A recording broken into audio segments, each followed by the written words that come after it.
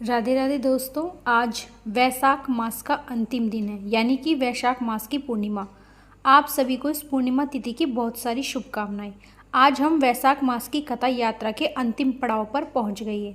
तो चलिए आज वैशाख मास कथा श्रृंखला की अंतिम कथा का श्रवण करते हैं। आइए आज की कथा का आरंभ करते हैं। सूत गोस्वामी ने कहा, बहुत साल पहले की बात है। प्रद्युम्न नाम से प्रसिद्ध एक महाबली राजा हुए। वे संपूर्ण समुद्रों से सहित पृथ्वी का धर्म पूर्वक पालन करते। उन्होंने सत्र याग द्वारा इंद्र इत्यादि देवताओं का यजन किया। परम विद्वान धर्मात्मा रैब्य जी उनके पुरोहित थे और रैब्य के दो पुत्र हुए, अरवासु और परवासु। वे दोनों 6 अंगों सहित संपूर्ण वेदों के विद्वान और श्रोत तथा स्मार्त कर्मों के तत्वज्ञ थे। न्याय, मीमांसा, सांख्य, वेदांत, वैश्विक योग शास्त्र, व्याकरण शास्त्र के मर्मज्ञ और विद्वान थे। मनो इत्यादि धर्म शास्त्रों के वे निष्णात थे। पंडित और संपूर्ण शास्त्रों के ज्ञान में चतुर थे। इन दोनों विद्वानों को सत्र योग में सहायता करने के लिए राजा प्रद्युम्न ने मांगा। पिता की आज्ञा लेकर वे दोनों भाई प्रद्युम्न के सत्र में गए। वे युगल अश्विनी कुमारों की भांति परम सुंदर दिखाई देते थे।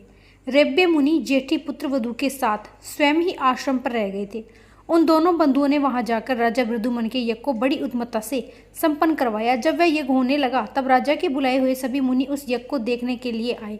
उसने आया हुआ देखकर महाराज प्रद्युम्न ने सबको आदरपूर्वक अतिथि सत्कार किया। उसी समय आमंत्रित हुए राजा लोग आदरपूर्वक यज्ञ उत्सव देखने के लिए अनेक दिशाओं से चतुरांगनी सेना के साथ आए। इसके उपरांत ब्राह्मण, क्षत्रिय, वैश्य, शूद्र, यह चारों वर्ण और ब्रह्मचारी, गृहस्थ, वानप्रस्थ, सन्यासी, यह चारों आश्रम के लोग भी वहां जुटे हुए थे। श्रेष्ठ राजा ने उन सबका यथोचित सत्कार किया। सभी को भोजन के लिए अन्न, घी इत्यादि पदार्थ दिए। वस्त्र, सुवर्ण, हार, अनेक प्रकार के रत्न भी दिए। रैब्य के पुत्र अरवासु और परवासु ने यज्ञ आदि कर्मों के बिना किसी भूल के विधि पूर्वक संपन्न करवाया। उन दोनों भाइयों की ऐसी निपुणता देखकर वशिष्ठ आदि सभी महर्षियों ने उनकी प्रशंसा की। पूर्वासु कुछ कर्म कराकर तृतीय संवत के अंत में सायंकाल के समय घर का कामकाज देखने के लिए चले। उस समय रैब्य मुनि काला पूर्ण कर ओढ़कर विचार कर रहे थे। उन्हें देखकर परवासु के मन में विचार आया कि उनके नेत्र निद्रा से भारी हो रहे हैं।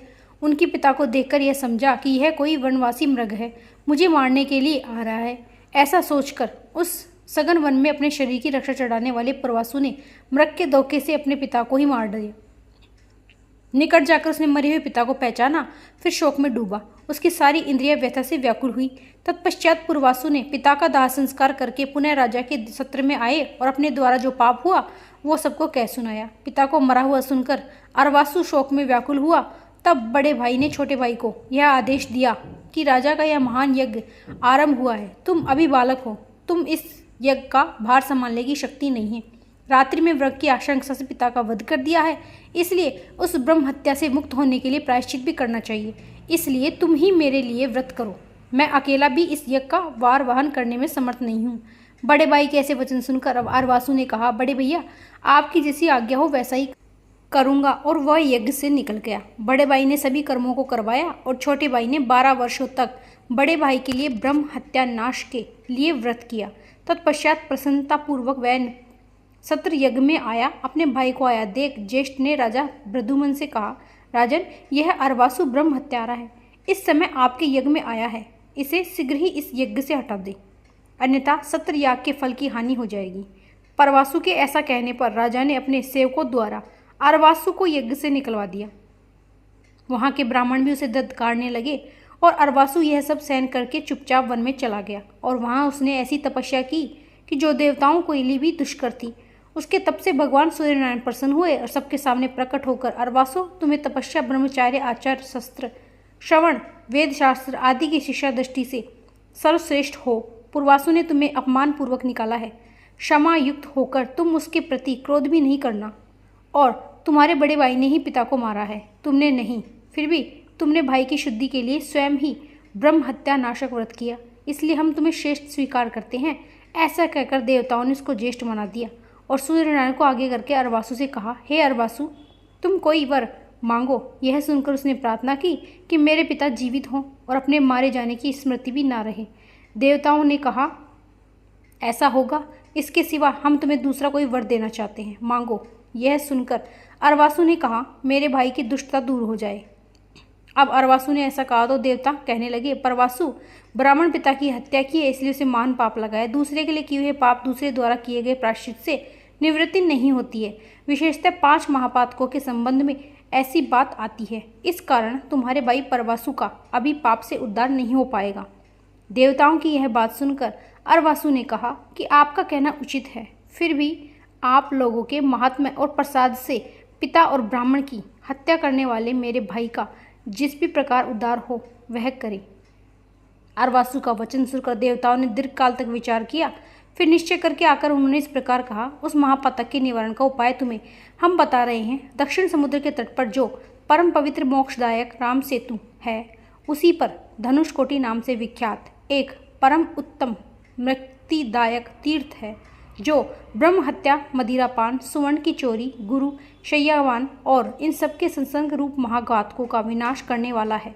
जो मनुष्य मन में कोई कामना नहीं रखकर उसमें स्नान करता है, उसको वह तीर्थ मोक्ष फल प्राप्त करता है। दुर्वासा के कहने पर दन्य क्षेत्र के कारण तुम्हारा ज्येष्ठ भाई परवासु यदि वही वहां जाकर स्नान करेगा तो वह तत्काल ब्रह्म हत्या से छुटकारा पा लेगा।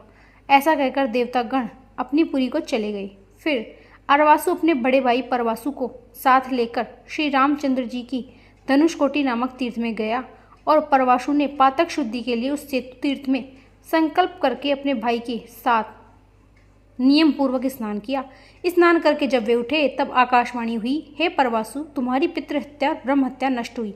तब छोटे भाई के साथ परवासु ने रामचंद्र जी की धनुषकोटि भक्ति पूर्वक प्रणाम किया और रामेश्वर महादेव को भक्ति भाव से नतमस्तक होकर दोनों भाई अपने पिता के आश्रम पर आ गए। रब्बे मुनि मरकर जीवित हो गए। उन्होंने अपने दोनों पुत्रों को आया देखकर मन ही मन संतोष किया और फिर वे अपने पुत्रों के साथ उसी आश्रम पर सुखपूर्वक रहने लगे। तो यह थी आज के वैशाख मास की अंतिम कथा। भगवान श्री विष्णु को प्रिय इस वैशाख मास में हमने पूर्ण प्रयास के साथ आपको संपूर्ण मास के दौरान वैशाख मास का महात्म्य और उसमें संलग्न सुंदर पौराणिक और प्रमाणभूत कथाएं सुनाई।